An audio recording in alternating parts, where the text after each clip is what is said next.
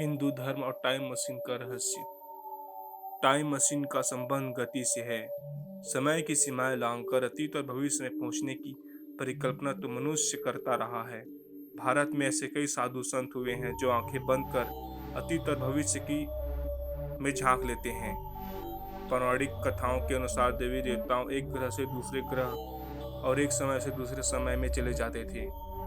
अब सवाल यह है कि यह काम मशीन से कैसे हो।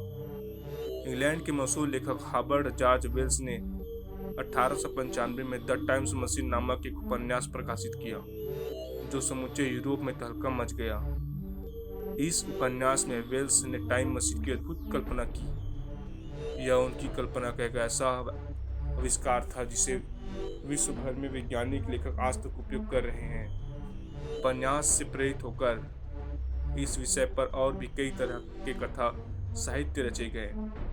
इस कॉन्सेप्ट पर हॉलीवुड में फिल्म भी बनी। हालांकि वेल्स के उपन्यास में व्यवहारिक रूप से कई विसंगतियां हैं। टाइम्स मशीन अभी एक कल्पना है।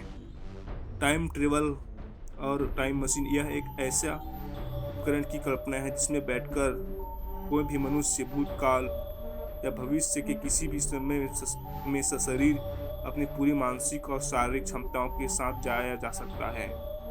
अधिकतर वैज्ञानिक मानते हैं कि यह कल्पना ही रहेगी, कभी हकीकत नहीं बन सकती, क्योंकि यह तार्किक बात नहीं है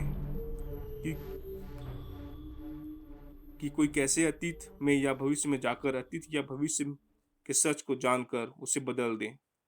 जैसे कोई भविष्य से आकर आपसे कहे कि वह आपका पोता है, या अतीत में से आकर कहे कि वह आपका परदादा है, जो संभव नहीं है।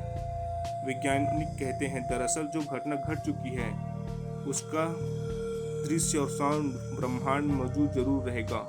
जिस तरह आप एक फिल्म देखते हैं उसी तरह वह टाइम मशीन के द्वारा दिखाई देगा। आप उसमें कुछ भी बदलाव नहीं कर सकते। यदि ऐसा करने गए तो वह पार्टिकल्स बिखर कर और स्पष्ट हो जाएंगे।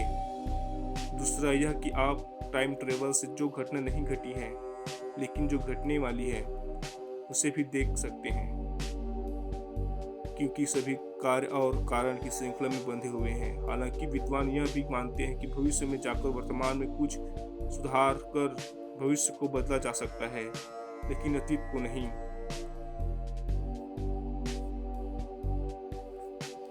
प्राचीन काल में सनत कुमार, नारद, अश्विन कुमार आदि कई हिंदू देवता टाइम ट्रेवल करते थे। टाइम मशीन की कल्पना भी भारतीय धर्म ग्रंथों से प्रेरित है। आप सोचेंगे कैसे? वेद और पुराणों में ऐसी कई घटनाएं का जिक्र है। उदाहरणार्थ, रेवत नाम का एक राजा ब्रह्मांड के पास मिलने ब्रह्मलोक गया। जब वह धरती पर पुनः लौटा तो 4 युग बीत चुके थे। पृथ्वी के पिता रेवत अपनी पुत्री को लेकर ब्रह्मा के पास योग्य वर की तलाश में गए थे। ब्रह्मा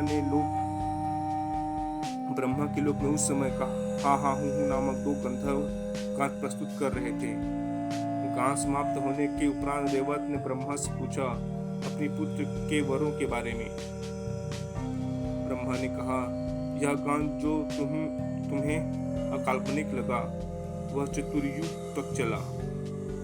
जिन वरों की तुम चर्चा कर रहे हो उनके पुत्र पौत्र भी अब जीवित नहीं हैं।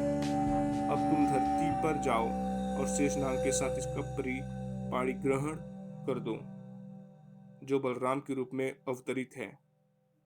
अब सवाल यह उठता है कि कोई व्यक्ति 4 युग तक कैसे जी सकता है? कुछ ऋषि और मुनि सतयुग में भी थे, त्रेता में भी थे और द्वापर में भी थे। इसका यह मतलब कि वे टाइम ट्रैवल करके पुनः धरती पर समय समय पर लौट आते थे?